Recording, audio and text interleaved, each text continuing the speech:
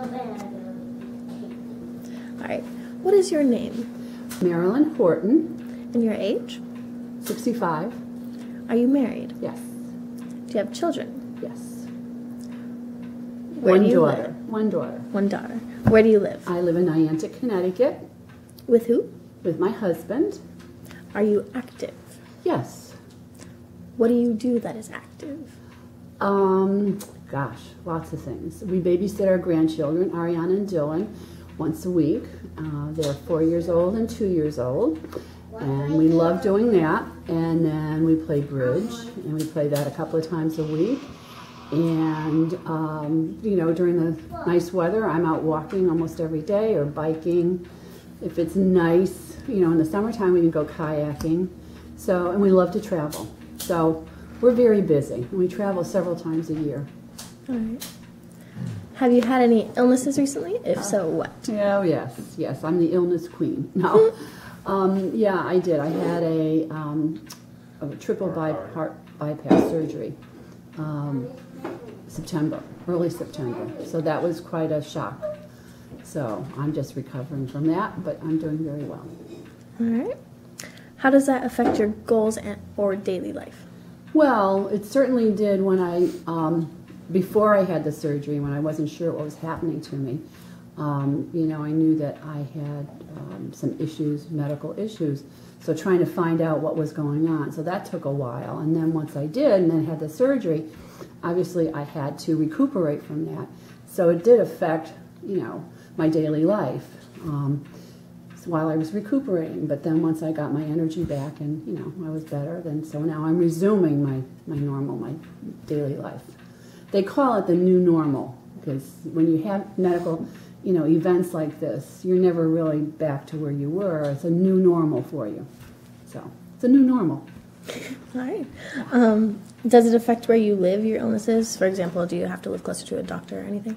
No, it doesn't. We're very fortunate where we live, too, here in Niantic or Connecticut, that there are wonderful hospitals and doctors within close proximity, so it doesn't really affect us at all. Okay. Have you adapted to it, or is it still a struggle? To your illness? My illness. You know, it's only been, let's see, September, October. It's only been like almost 3 months, so I'm not totally adapted to it. But I'm, you know, it's going to take me, they say, a year before you're really back to your old self. So, you know, I understand that, I accept that, and you know, I'm doing my exercises. I'm out, so little by little, I'm getting better and better. Awesome. Yeah. Are you in a happy relationship? Oh, I'm in a very happy relationship, yes. What was your occupation? I was a teacher and an administrator, so I was in education for like 40 years in those capacities. And I also did, after retirement, I did part-time consulting in education, so 40 years of that. Awesome. I know you talked about it a little bit before, but what are your hobbies now? My hobbies now is I love to read. I love to travel. I love to read. I love to be with my grandchildren. And I just, you know, I love to be outside. I love to walk, and I love to ride my bike. So just anything that's outdoors. And I love to be with people and go out, and I love to go to dinner out, and don't like to cook. So, Sounds good. Yeah. Do you miss working? The part of it I miss is the daily interaction with kids, because I loved being with kids, and that's the part I miss. I don't miss all the paperwork that was involved with it, all of that. No, I do not miss that at all. It's just being with kids. But I think we're very fortunate because we see our grandchildren, and so we can play with them and have fun with them. And our granddaughter's right over here. That's there, Ariana. That's right. So. All right.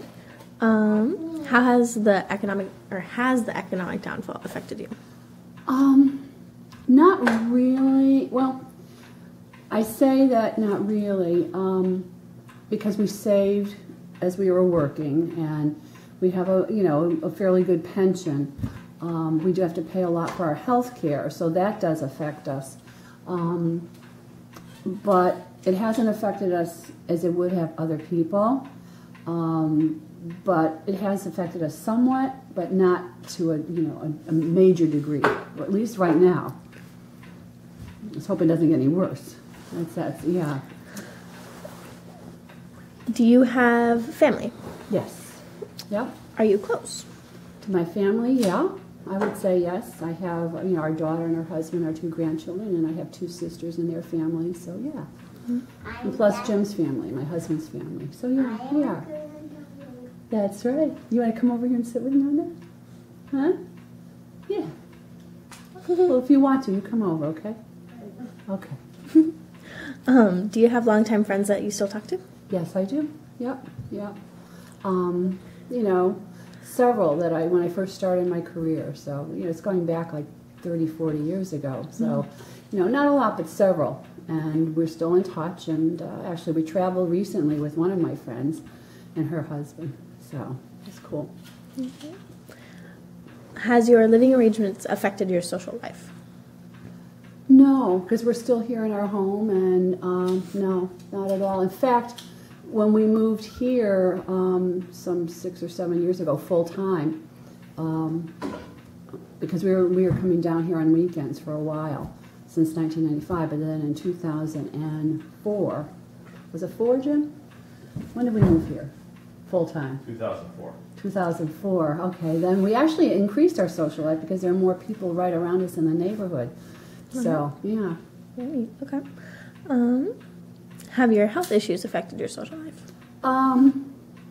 Just when I've been really ill and not being able, when I've been either in the hospital or having to recuperate from something, then yes. But also, too, part of that is the people around me, our neighbors and our friends and our family, have been very supportive when I was ill. So that's been really good for us and for me. So, I had somewhat of a social life, even though it was a little limited. Okay. Yeah. What are your greatest achievements? I think probably the work I did with kids all along. Just being a teacher, I think was probably my greatest achievement. And then as a result of being in education, I was president of our state association for world languages.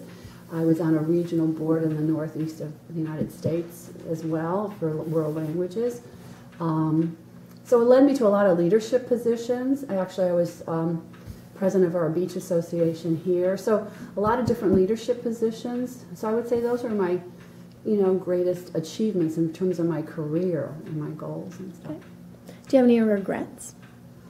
Not really. Regrets, no. No, I loved what I was doing. I'm glad I did that in terms of being a teacher and an administrator, being in education. No, not really. Yeah.